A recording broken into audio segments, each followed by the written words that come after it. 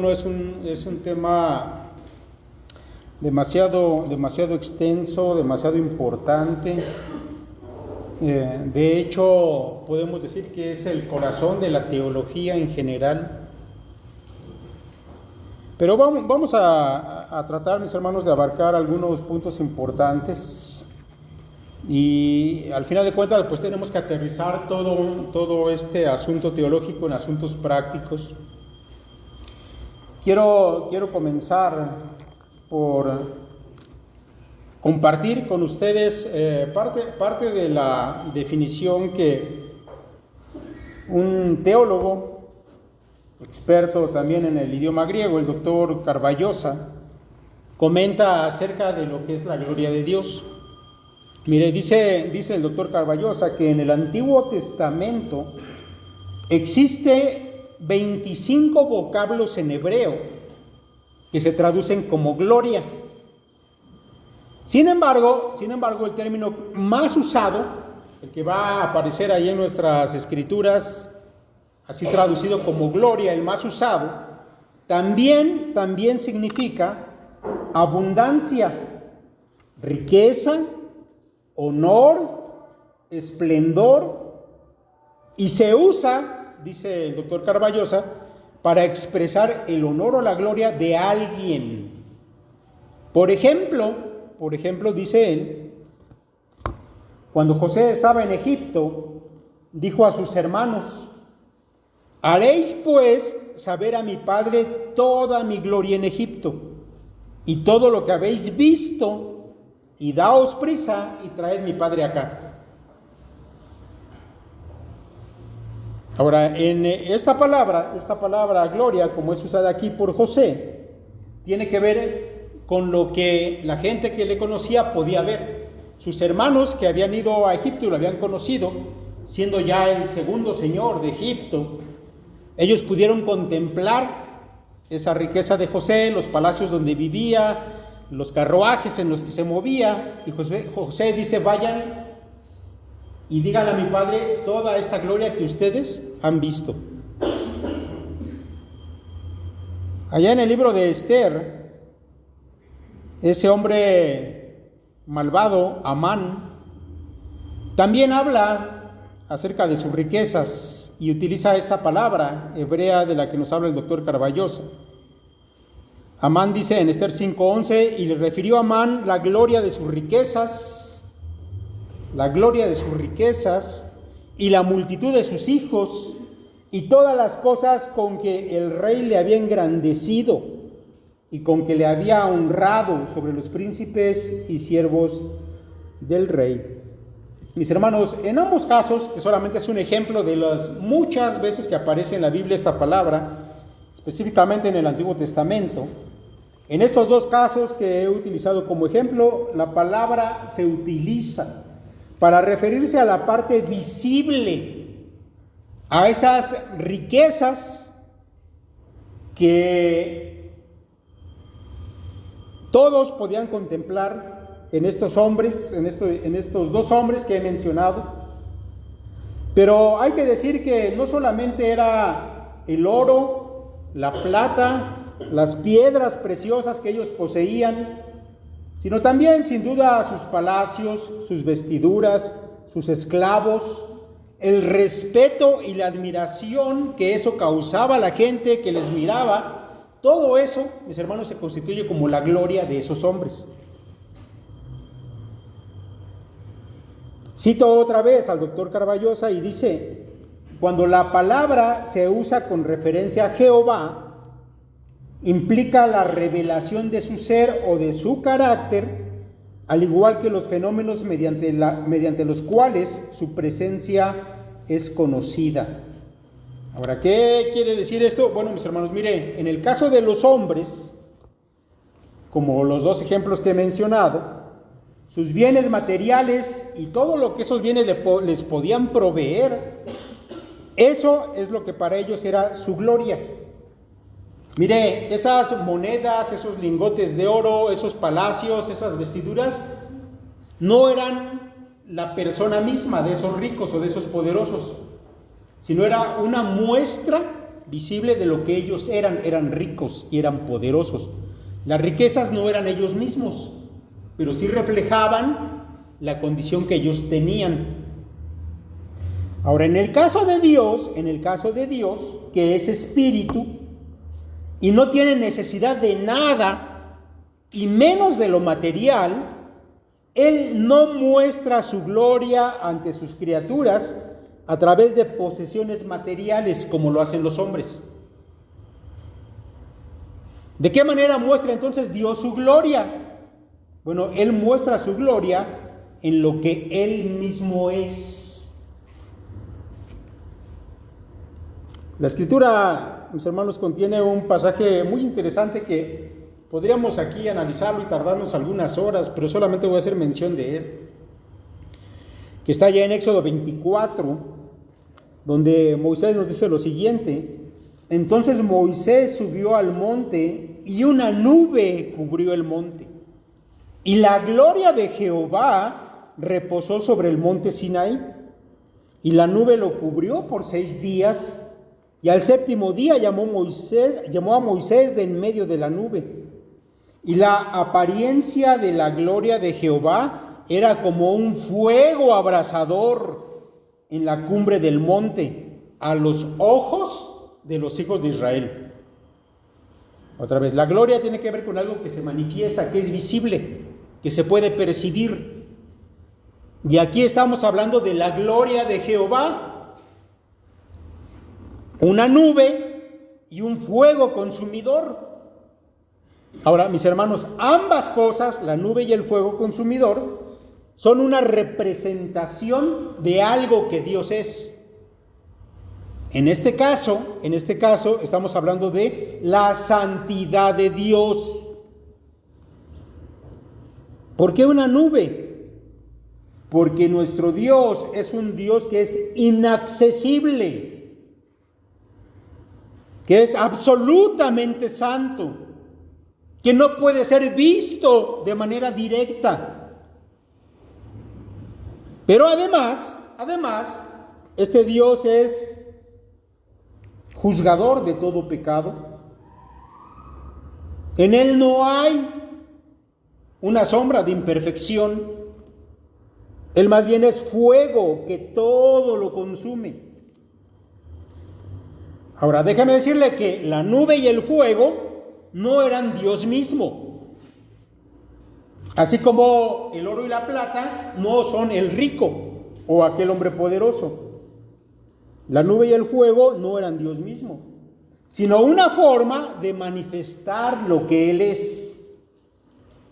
En este caso, un Dios absolutamente santo. En este sentido, termina diciendo el doctor Carballosa, y lo vuelvo a citar. Dice, tanto en el Antiguo Testamento como en el Nuevo Testamento, puede decirse que gloria no define la naturaleza esencial de Dios, sino la manifestación refulgente de su presencia, la revelación deslumbrante de su maravillosa persona. Hasta ahí vamos a estar al doctor Carballosa. Mire, en otras palabras, eso quiere decir que la esencia de Dios, sus atributos y sus características, que precisamente lo hacen ser Dios, pueden ser vistas o se pueden manifestar de múltiples maneras. Y cuando eso sucede, es que estamos ante la presencia de su gloria. Ahora, yo espero, mis hermanos, que pueda darme a entender con esto, ¿sí? Lo que Dios es, se revela a los hombres a través de diferentes formas. Y esas formas constituyen la gloria de Dios. Ahora, tomando esto en cuenta, quiero que volvamos a nuestro texto base, porque de ahí vamos a partir para todo esto. Romanos 11:36, donde el apóstol Pablo dice, porque de Él, y por Él, y para Él, son todas las cosas. A Él sea la gloria por los siglos. Amén. Ahora, yo debo decirle, mi hermano, que estas palabras del apóstol Pablo son más que una mera expresión de alabanza a Dios. Ya sé que hemos predicado de esto en algún momento cuando estuvimos predicando acerca de Romanos, pero ahora va a haber oportunidad de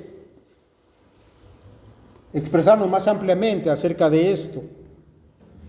Y yo sé que cuando leemos frases como estas del apóstol Pablo, a veces, bueno, sí es una palabra de alabanza de Pablo para el Señor, pero déjeme decirle que es algo más que eso. Realmente, mis hermanos, esta es una frase llena de contenido teológico, donde se describe a Dios como digno de recibir todo el honor y todo el reconocimiento por lo que Él es. Porque en todas las cosas creadas, vemos la manifestación de su divina persona. Mire, en esta frase de Pablo quedan descartadas, y esto es lo primero que yo pensé cuando estaba meditando en esto, en esta frase de Pablo quedan descartadas todas las ideas de los orgullosos ateos que claman hoy en día a los cuatro vientos que el universo y cada estrella y cada planeta que lo componen, así como los seres humanos que vivimos en esta tierra, existimos sin ningún propósito. Hemos salido de la nada y vamos hacia la nada. Eso es falso. De un plumazo, así de simple, la Escritura descarta la conclusión de los grandes científicos de la actualidad. Porque todo el universo y su inmensidad y todas las cosas que lo conforman fueron creadas por nuestro Dios Todopoderoso, tal como lo expresa aquí Pablo. Pero además, Él es el dueño de todo lo que existe por derecho de creación. Y además, mis hermanos, todas las cosas tienen un propósito por el cual decidió Dios que todo existiera, por un propósito. Por eso dice Pablo que todas las cosas son para Él. Dios decidió crear las cosas para Él por un propósito. Porque de Él y por Él y para Él son todas las cosas.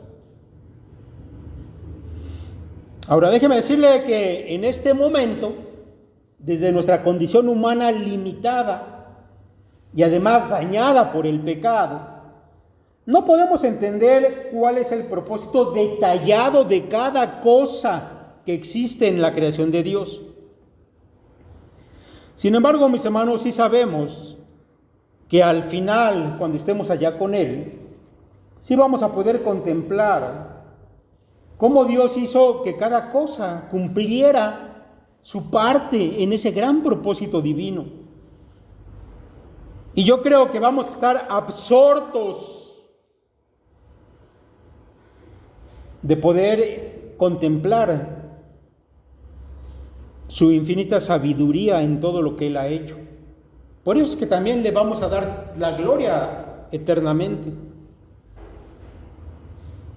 Mire, cuando pensamos en esto, sin duda, creo yo, que nos vemos obligados a volver al Génesis, al libro de los comienzos, ese maravilloso libro que contiene la revelación del origen,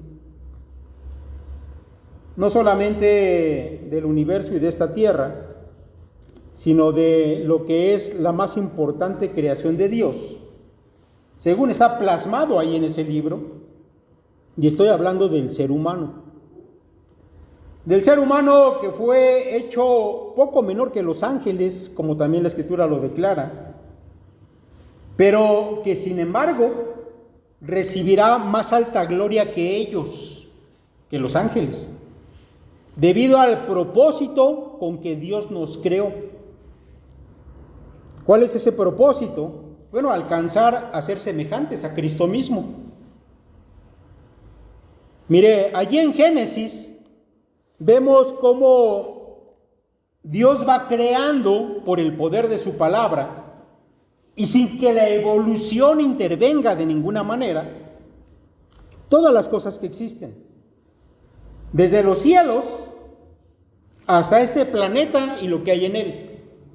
Y al final de todo, por eso habla de la importancia, al final de todo, cuando ya todo estuvo preparado, entonces en el centro de esa creación, Dios pone al ser humano.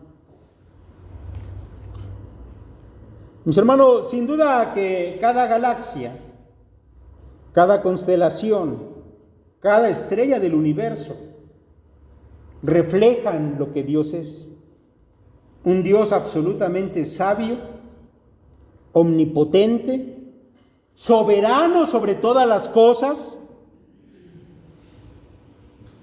pero al final, al crear al hombre, éste va a recibir algo que toda la demás creación no tiene. A ver, piensen en eso, todo lo que existe revela de alguna manera al Creador. Pero cuando el Señor pone al ser humano ahí en este pequeño planeta azul, ese ser humano va a recibir algo que toda la demás creación no tiene. Y eso es, mis hermanos, la imagen y semejanza de Dios. Y esto quiere decir que el hombre, a diferencia de todo lo demás, es un ser consciente de sí mismo. Y es un ser consciente de todo lo que le rodea. Es un ser que piensa, que razona, que además puede tomar decisiones. Y sobre todo, que puede interactuar tanto con la demás creación como con su creador. Mis hermanos, esto lo hace diferente de todo lo demás creado. Cuando vamos a la Escritura, vemos cómo el universo nos muestra la gloria de Dios. Ahora, yo espero que siga teniendo en mente lo que significa gloria de Dios, lo que acabamos de explicar. David, por ejemplo, dice en un pasaje que leímos hace un momento: los cielos cuentan la gloria de Dios y el firmamento anuncia la obra de sus manos. Siempre que yo leo este pasaje, mis hermanos, pienso en las noches, cuando se puede contemplar el cielo y las innumerables estrellas. Y yo creo que podemos allí ver la gloria de Dios en todo eso. Ahora déjeme decirle que toda esa creación glorifica a Dios. ¿De qué manera lo glorifica? Simplemente siendo lo que es. Un cielo inmenso, unas estrellas maravillosas, lejanas en el universo, nos hablan, dan su testimonio de su creador. Solamente siendo lo que son, ya glorifican a Dios, es decir, reflejan los atributos de su creador. En otro salmo, David dice lo siguiente, dice: alabadle sol y luna, alabadle vosotras todas lucientes estrellas, alabadle cielos de los cielos, y las aguas que están sobre los cielos, alaben el nombre de Jehová, porque Él mandó y fueron creados. Los hizo ser eternamente y para siempre. Les puso ley que no será quebrantada. Alabad a Jehová desde la tierra, los monstruos marinos y todos los abismos, el fuego y el granizo, la nieve y el vapor, el viento de tempestad que ejecuta su palabra, los montes y todos los collados, el árbol de fruto y todos los cedros, la bestia y todo animal, reptiles y volátiles. Mis hermanos, todas las cosas que se mencionan aquí Algunas de ellas son cosas inanimadas, que son creación de Dios. Pero el salmista dice que alaban a Dios. ¿Cómo lo alaban? Simplemente siendo lo que son. Porque esas cosas llevan en sí mismas las huellas de su creador y nos hablan de su poder, de su grandeza y de su sabiduría.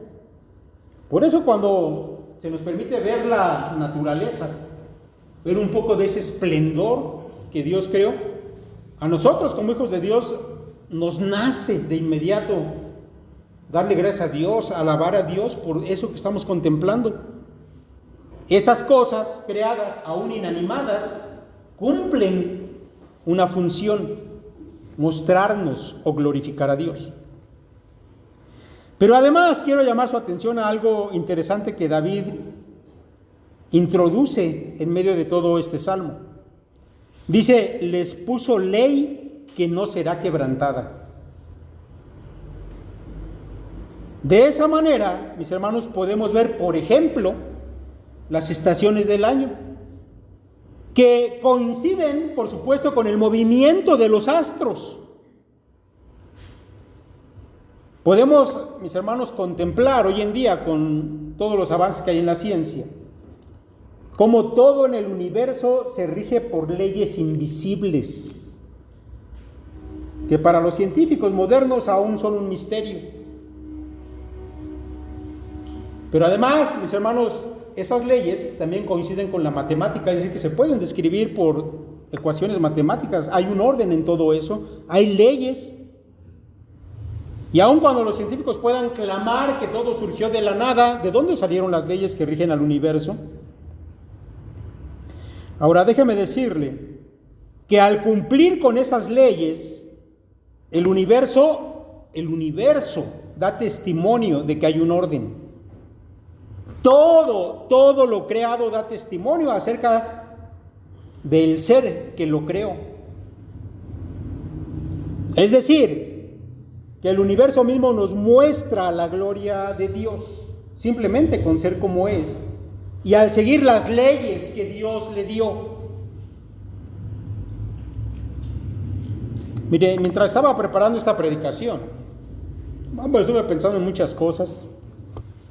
Y estaba platicando con mi hija acerca de cómo también los animales, que ellos sí son una creación animada, como los animalitos domésticos, por ejemplo, como los perritos. Yo sé que hoy en día todos quieren a los perritos y seguramente usted tiene uno en su casa. Y yo estaba pensando cómo es que esos animalitos cumplen en parte con el propósito que Dios les dio. Y digo en parte porque sabemos que al entrar el pecado en el mundo, toda la creación fue sujeta a vanidad, como lo dice la Escritura. Es decir, que dejó de cumplir con el propósito final para el que Dios la había hecho. Pero aún así, mis hermanos, estos seres, los animales, conservan rasgos del propósito que Dios había puesto en ellos. Y yo le estaba diciendo a mi hija que estos animales fueron hechos con la capacidad de adaptarse al ser humano, de poder interactuar de muchas maneras con sus dueños, por ejemplo. Hace algún tiempo se pensaba que los perros que tenemos como compañeros en nuestra casa eran descendientes de los lobos, que en algún momento de la historia el hombre había llegado a domesticar a los lobos y ellos habían llegado a ser los perritos caseros que tenemos hoy en día. Sin embargo, con el avance de la ciencia, recientemente se analizó el genoma de los perros y no coincide con el de los lobos. Lo más probable es que los lobos y los perros no tengan nada que ver. Yo pienso, mis hermanos, que Dios los hizo así como son, de manera que ellos pueden interactuar con el ser humano de una manera particular. Pueden ser protectores, pueden ser juguetones, Incluso, seguramente usted se ha dado cuenta que son atentos a las rutinas y formas de vida de sus amos. Y eso a mí en especial me asombra, me hace pensar que de esa manera, siendo como son, ellos glorifican a Dios. Es decir, que a través de ellos podemos ver características de Dios. Por ejemplo, podemos ver que Dios es un Dios detallista, que es un Dios que creó una interrelación entre todas las cosas que Él hizo. Y podemos ver también que Dios es un Dios amoroso, que nos ha rodeado de muchas cosas que podemos disfrutar. Pero mire, volviendo otra vez a Adán, el primer hombre creado por Dios, hemos dicho que él recibió más altas capacidades que las cosas inanimadas, incluso que las cosas animadas que existen. Él recibió más altas capacidades. De hecho, recibió un grado mucho más alto de semejanza con el Creador. Y mis hermanos, esto es porque Adán podía interactuar de maneras más complejas con la demás creación, pero también con Dios. Ahora, yo quiero que ponga mucha atención en lo que sigue. Mire, así como el cielo y las estrellas glorifican a Dios, siendo lo que son, y los demás seres de la creación, como esos perritos que mencionamos, también glorifican a Dios, siendo lo que son, el ser humano, al salir de las manos de Dios en ese primer momento, también fue diseñado para glorificar a Dios, para revelar rasgos y características que reflejan a su Creador. Pero además, así como el universo y todo lo que contiene fue sujetado a leyes, esas leyes invisibles que no se pueden explicar los científicos el día de hoy, y que no son otra cosa que la muestra de que Dios es un Dios de orden, y además que es un Dios soberano, porque Él hace que todo lo creado siga un curso trazado por Él mismo. Pues nada hay en el universo que no obedezca a Dios, excepto el ser humano en la actualidad.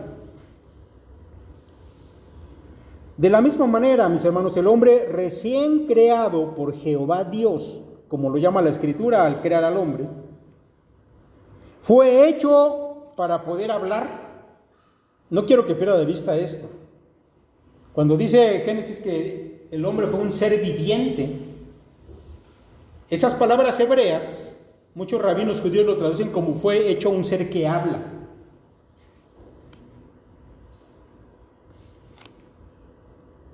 El hombre fue hecho para poder hablar, para poder sostener una conversación llena de sentido con su Creador. Fue creado también con un entendimiento para poder comprender las leyes que Dios deseaba que él siguiera. Y a diferencia de todo lo demás, el hombre fue dotado de voluntad para que, entendiendo la ley de Dios, él mismo decidiera obedecer los designios de su Creador y de esa manera poder glorificar a Dios. Ahora, yo espero que me esté siguiendo en el hilo del argumento. Yo creo, mis hermanos, que poder imaginar a Adán en aquel huerto de Dios, esa criatura especial, es algo, mis hermanos, que a mí me maravilla. Después de haber hecho Dios todas las cosas, Dios hizo un ser que habla, que piensa, que entiende y que puede obedecer por su propia voluntad. Sin embargo, todo eso, mis hermanos, era apenas el inicio del gran plan de Dios. Porque todo lo que iba a venir a continuación, después de que el hombre fue creado, aún con toda la tragedia que usted ya sabe, no es otra cosa sino la manera en que Dios ha querido mostrarnos su gloria. Es decir, toda esa maravillosa manifestación de sus atributos, que de otra manera no conoceríamos. Y créame que conocer a Dios es lo más excelente que se pueda tener. El propósito de Dios era mostrar delante de nosotros su gloria, y para eso había un plan. Y ese plan incluía, mis hermanos, la caída del hombre en pecado. Cuando Pablo dijo, porque de Él y por Él y para Él son todas las cosas, a Él sea la gloria por los siglos. Pablo lo estaba diciendo todo. Por eso le digo que esta no es una simple frase, es más que eso. Toda la creación glorifica a Dios, es decir, que refleja los atributos de su creador, pero mis hermanos, sobre todo el ser humano, que fue hecho con capacidades superiores, por cuanto fue puesto en él la imagen y semejanza de Dios mismo de una manera especial. Ahora usted ya sabe lo que vino después, cuando el pecado fue introducido en este mundo, ¿no es así? Una verdadera tragedia. Sin embargo, como ya se ha dicho, esto no frustra el plan de Dios. ¿Se acuerdan? Nos lo dijeron en la predicación anterior. No frustra el plan de Dios, sino al contrario, lo cumple. Como ya lo he dicho, mis hermanos, por ahora no podemos entender todas las cosas. Y creo que esta parte de cómo Dios permitió que el pecado irrumpiese en su creación es algo que no entendemos del todo, pero sin duda que así fue. Y ahora vemos a esa maravillosa creación de Dios corrompida por el pecado. La muerte se manifestó en todas las plantas, en todos los animales y en el hombre mismo. Pero no solo eso. También vemos cómo el ser mismo de todo lo creado se distorsionó y se corrompió. Y esa tierra que Dios había creado con un propósito, ahora torció y comenzó a producir cardos y espinas. Y ya no era fértil como lo era al comienzo. De manera que el hombre tiene que esforzarse para arrancar los frutos de la tierra. Y también los animales y hasta el medio ambiente se volvieron hostiles con el hombre. De manera que si el hombre no se cuida y no se protege de los animales y del ambiente que le rodea, bueno, la misma creación que fue hecha para su beneficio se lo puede tragar sin duda. Mis hermanos, lo que podemos ver de esta creación, lo que hoy podemos ver de la creación, solo es la sombra de lo que originalmente era. Y sin embargo, aún así, sigue mostrando la gloria de su creador. Sabemos, mis hermanos, que aunque ahora ya no podemos ver lo que al principio era, esa creación extraordinaria de Dios, más adelante Dios nos va a conceder ser testigos de una nueva creación, donde sí vamos a poder contemplar ese esplendor magnífico. Ahora, el ser humano, mis hermanos, de la misma manera, no es ni la sombra de lo que fue al salir de las manos de Dios. Sin embargo, aún puede y debe glorificar a su Creador. Al decir esto,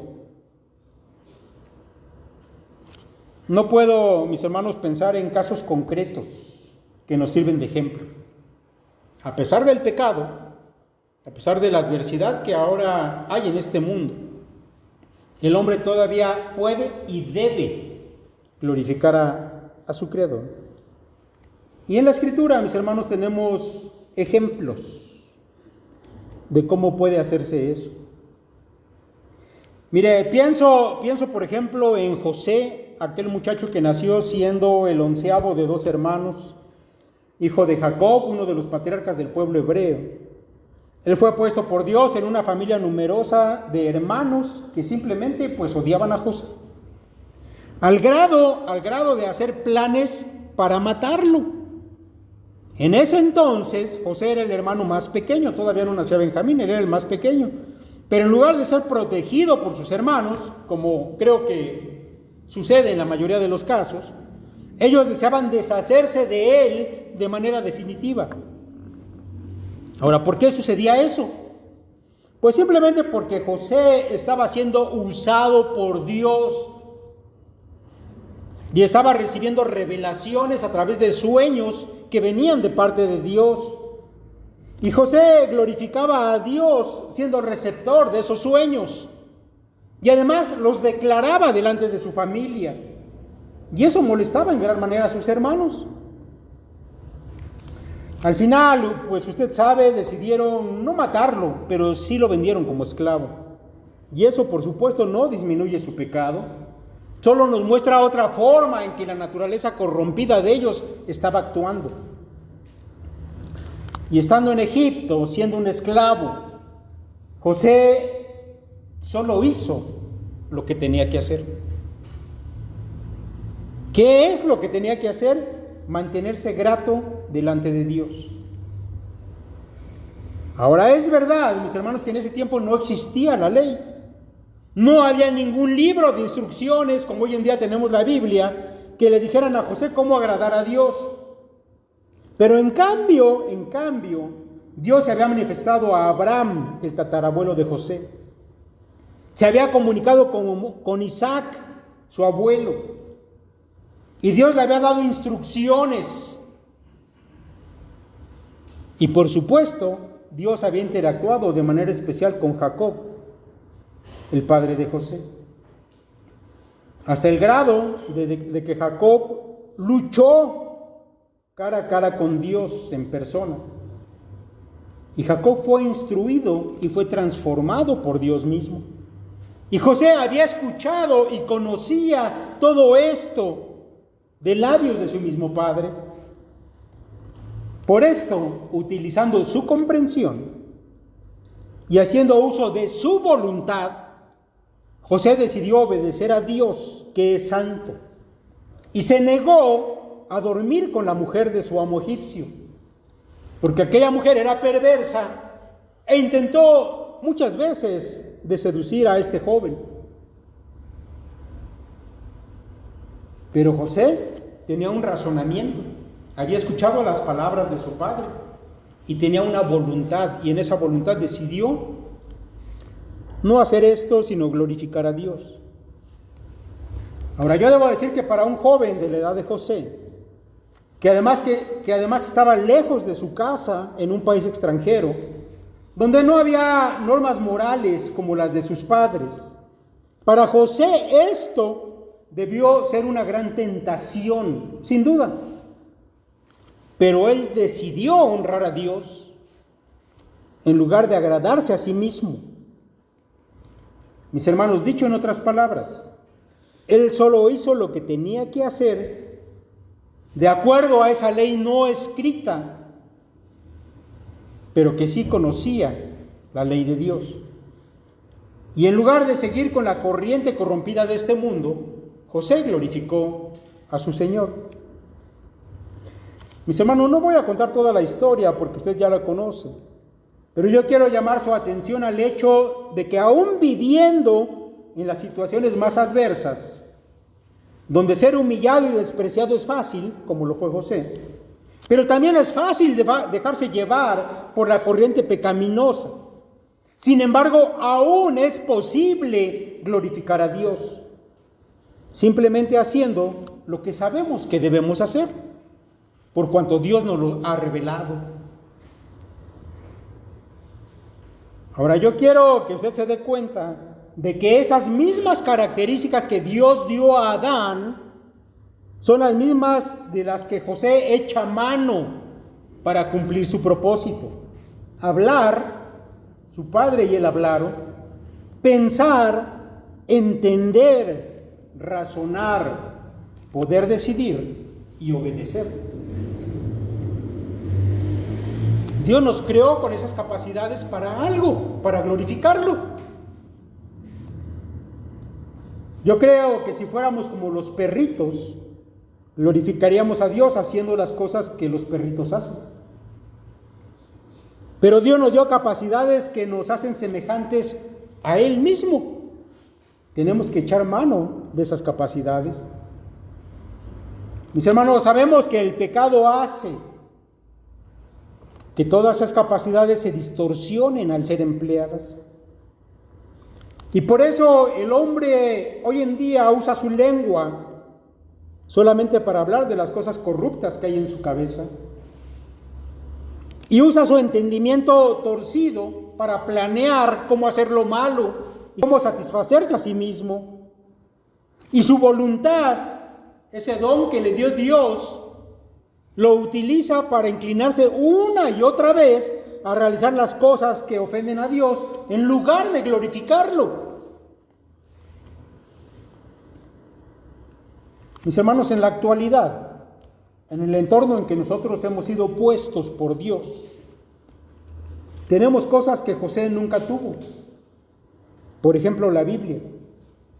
Toda la revelación de Dios que es necesaria para el hombre en este mundo, la tenemos al alcance de nuestra mano. Pero también, mis hermanos, es verdad que el pecado ahora también tiene nuevas formas de presentarse y de llegar al hombre moderno. A través de todos esos avances tecnológicos, pero ¿sabe qué? En esencia todo sigue siendo lo mismo. El pecado es desviarse del propósito de Dios. Y en cambio, dar gloria a Dios tiene que ver con entender y decidir obedecerlo a Él.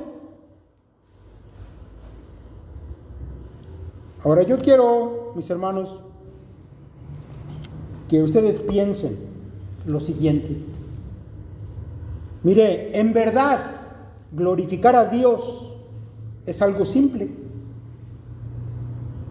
Y con eso quiero decir que no es difícil de entender cómo hacerlo.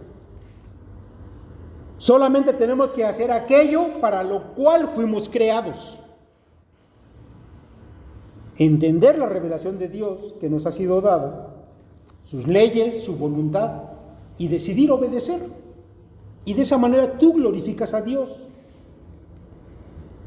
Ahora, en esa simpleza se encuentra el propósito de nuestra vida, que al final se enlaza con el gran propósito de Dios. ¿Cuál es ese gran propósito? Que todo lo que existe sea para su gloria. Es decir, que lo refleje a Él. Que en todo lo que ha sido creado se pueda ver al Creador. Mi hermano, no importan las circunstancias en las que te ha tocado vivir. Solo haz lo que a ti te toca. Solamente eso, es simple. Yo creo que por ser algo tan sencillo y tan fácil de entender, es que el sistema del mundo se esfuerza tanto por distraernos. No vaya a ser que nos fijemos demasiado en glorificar a Dios. Y no sé si se ha dado cuenta de eso. Parece que el mundo estuviera empeñado en diseñar cosas cada vez más atractivas para distraer su atención. El mismo sistema en el que vivimos tiene esa función. Mire, yo miro, por ejemplo, a los jóvenes de hoy tan preocupados por sus estudios, al grado de vivir en un estado ansioso y donde parece que la única manera de escapar de eso es correr tras las cosas que les provocan una excitación pasajera, como tomar alcohol, como tomar drogas, como el sexo, como ir a fiestas, etc. El mismo sistema tiene al hombre distraído, lo absorbe.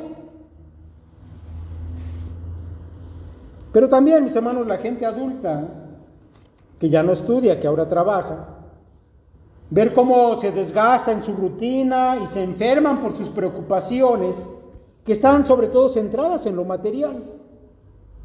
¿Y cómo es la forma de escapar de eso por un poco de tiempo? Bueno, es parecida a lo que los jóvenes hacen. Tal vez ya no haya la misma energía, pero en esencia, mis hermanos, pues es lo mismo.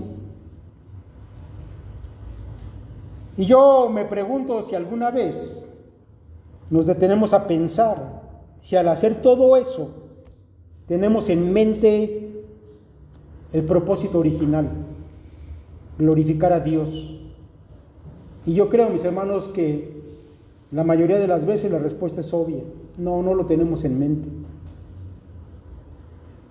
Creo que hemos vuelto nuestra vida tan compleja, tan llena de cosas y preocupaciones, que necesitamos a toda costa una fiesta, unas vacaciones, una fuga de la realidad que nos agobia, que aún los cristianos somos arrastrados por esa corriente, ¿no es así?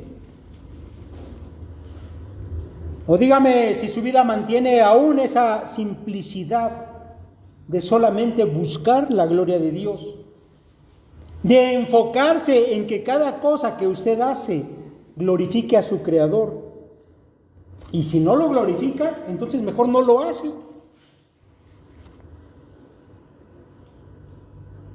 Yo espero que así sea, pero si no lo es, tenemos que pensar en esto. Mis hermanos, eso no es invento mío, es lo que la Escritura dice. En un pasaje que ya se leyó hace un momento, Pablo dice: si pues coméis o bebéis o hacéis otra cosa, hacedlo todo para la gloria de Dios. Simple.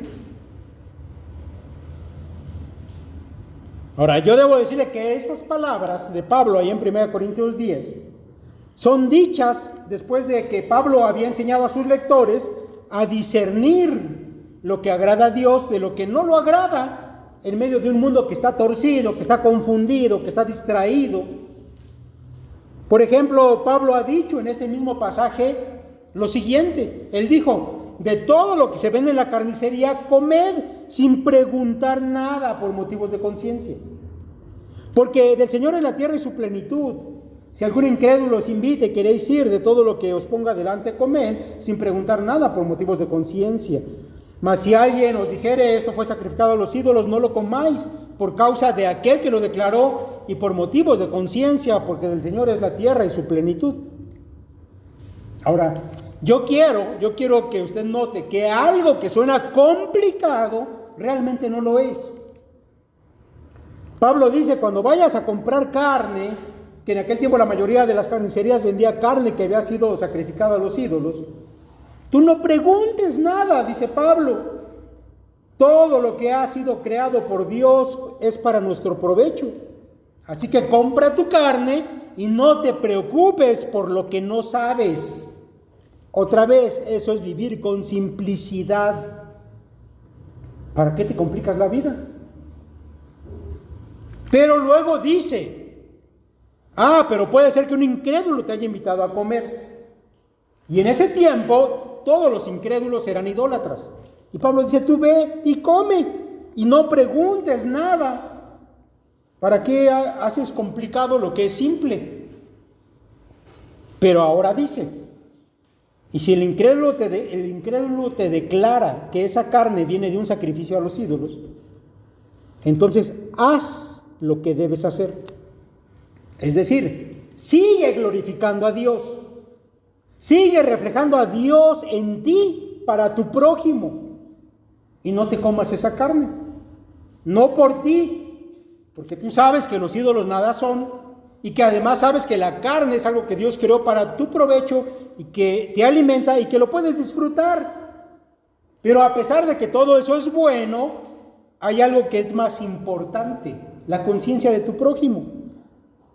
Si te comes esa carne que Él ya te declaró que venía de un sacrificio a ídolos, y Él te ve haciéndolo, sabiendo que tú eres cristiano, en su conciencia va a quedar una imagen incorrecta. Y eso no te daña a ti, pero sí lo daña a Él. Entonces actúa con simpleza. No te comas la carne. Glorifica a Dios haciendo lo que te toca de acuerdo a lo que nos ha sido revelado. ¿Y qué es lo que nos ha sido revelado al respecto de esto? Pablo lo dice ahí en ese mismo pasaje: ninguno busque su propio bien, sino el del otro. Así que aún en cosas como comer o beber, se puede glorificar a Dios. Es decir, mostrar el reflejo de la gloria de Dios en nosotros. Si pues coméis o bebéis o hacéis otra cosa, hacedlo todo para la gloria de Dios. Mi hermano, vamos a terminar y quiero decir que la enseñanza de hoy contiene mucha información, pero en su manera práctica, dejando tal vez a un lado toda esa carga teológica, en la manera práctica, todo esto es simple. Y yo deseo que tú hayas entendido esta palabra, que uses tu entendimiento. Tienes que reflexionar en esto, porque haciéndolo glorificas a Dios. Mi hermano, yo sé que la gran mayoría de ustedes conoce la palabra de Dios. Bueno, ahora esfuérzate en entenderla.